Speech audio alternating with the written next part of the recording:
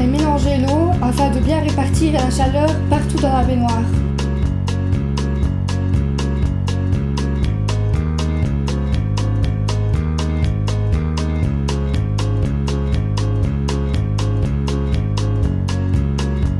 Moi je mets toujours approximativement 10 cm d'eau. Ensuite, une fois que vous avez atteint ces 10 cm, vous pouvez plonger votre seconde main afin de vérifier que la chaleur est bien correcte dans le sens où l'eau n'est ni trop froide ni trop chaude pour le chien.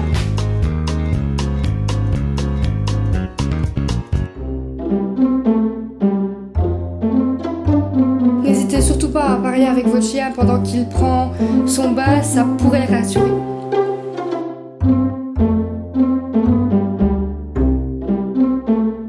Vous allez passer le pommeau sur tout le corps de votre chien en appliquant bien le pommeau directement en contact avec le poil, particulièrement si votre animal a le poil long ou une grosse masse de poils, car ainsi les jets d'eau sont directement en contact avec la peau de l'animal et donc pénètrent bien à travers les poils. Ça permet de bien le mouiller, quoi.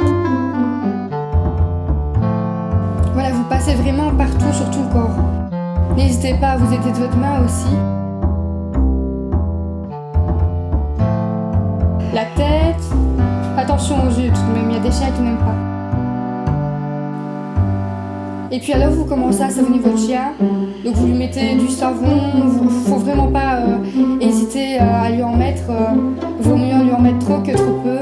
Et donc vous le frottez bien, vous le massez bien partout, vous faites les oreilles, vous faites le poitrail aussi, il ne faut pas l'oublier.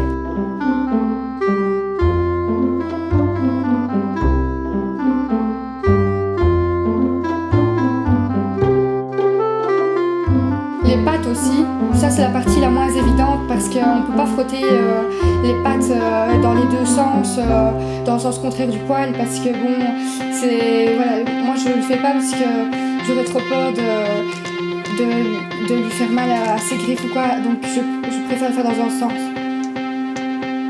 Voilà son ventre. Faut bien faire ses quatre pattes. Son derrière aussi. Faut vraiment pas hésiter à nettoyer partout.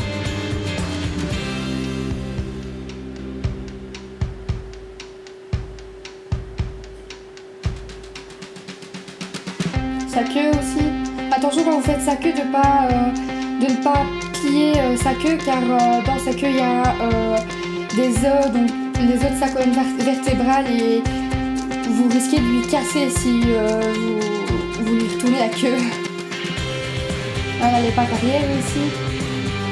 Attention aussi quand vous prenez les pattes de votre chien, ne pas les tourner dans tous les sens non plus. Le but c'est pas de faire mal au chien. Donc voilà, ensuite vous laissez bien votre chien. Avec votre main vous poussez, vous massez dans le sens du poil pour éliminer tout le savon, que le savon tombe dans la baignoire.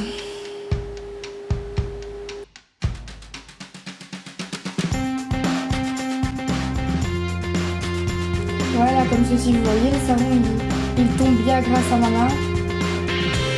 Voilà. Ensuite, vous pouvez essuyer le chien, donc vous commencez idéalement par le poitrail. Si le chien est milieu au poitrail, c'est l'endroit où il est le plus vulnérable dans le sens où il peut tomber le plus facilement malade. Donc moi, je fais toujours le poitrail et j'essaie de le faire correctement. Franchement, je m'y attarde car c'est vraiment un endroit sensible du chien, quoi. Alors moi, ce que je fais toujours, c'est que je commence par l'essuyer dans la baignoire pour ne pas mouiller toute la salle de bain.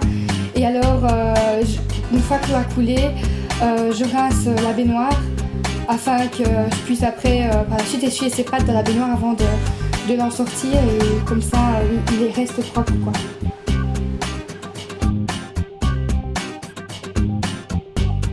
Alors moi, ce que je fais, c'est quand je sors Snoopy de la baignoire, je laisse toujours un peu s'essuyer parce que ça a toujours été comme ça en fait. Quand il était petit, il sortait de la baignoire et directement il se frottait lui-même, il séchait lui-même. Donc voilà, je laisse faire. En plus, c'est super drôle à regarder. Donc ne donnez pas de bain trop régulièrement à vos chiens. En principe, on donne un bain une fois par mois, grand maximum, quoi. Alors ensuite, moi ce que je fais, une fois que Snoopy est sorti du bain et qu'il est essuyé mais toujours un peu mouillé, je vérifie pour voir s'il n'a pas des puces ou des tiques, des petites bêtes. Parce que le fait qu'il sorte du bain et qu'il ait reçu du savon sur le corps fait que les bestioles peuvent être affaiblies à cause du savon et de l'eau. C'est vraiment le moment idéal pour déceler des puces ou quoi, pour pouvoir par la suite lui donner un traitement. Alors ici, comme vous pouvez constater, Snoopy a une puce qui se balade. Donc voilà, pour ceux qui ne savent pas à quoi ça ressemble à ça.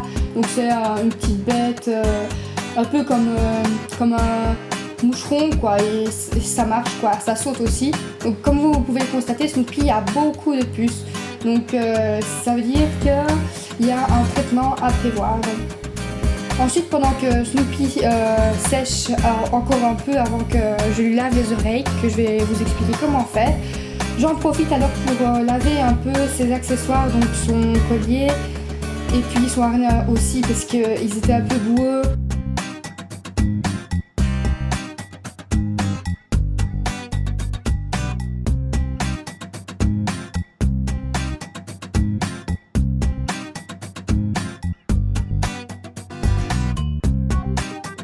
Ensuite, maintenant que Snoopy est suffisamment séché, je le couche et alors je lui vérifie les oreilles pour voir si elles ne sont pas sales. Et ici, elles sont légèrement sales, donc je lui nettoie. Je suis très rigoureuse sur son hygiène, donc voilà, elles ne sont pas très sales du tout en fait, mais je les nettoie quand même. C'est une pratique que je fais tous les mois, une fois par mois, voire tous les 2 mois. Comme vous voyez, voilà l'oreille. Ici, vous pouvez voir que son oreille est extrêmement propre. Donc, il faut vraiment nettoyer à l'aide d'un coton-tige, mais à l'intérieur de l'oreille. Et ce que je vous conseille, c'est de demander conseil à votre vétérinaire pour qu'il vous explique comment nettoyer l'oreille comme s'il avait la gale. Puisque c'est grâce à ça que je sais nettoyer les oreilles de mon chien. C'est depuis qu'il a eu la gale et que j'ai dû lui faire les oreilles.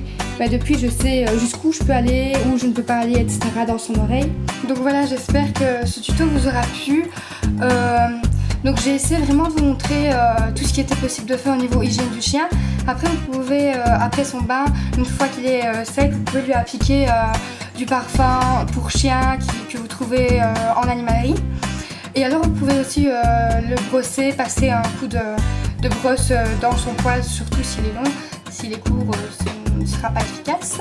Donc voilà, moi je ne l'ai pas fait parce que Snoopy était encore un peu mouillé quand j'ai fini la vidéo. Je le brosse rarement quand il est mouillé car il n'a pas de nœud et je trouve que c'est mieux de le faire quand il est séché. Donc voilà, je vous dis à très bientôt pour une prochaine vidéo. Bonne journée à tous et gros bisous.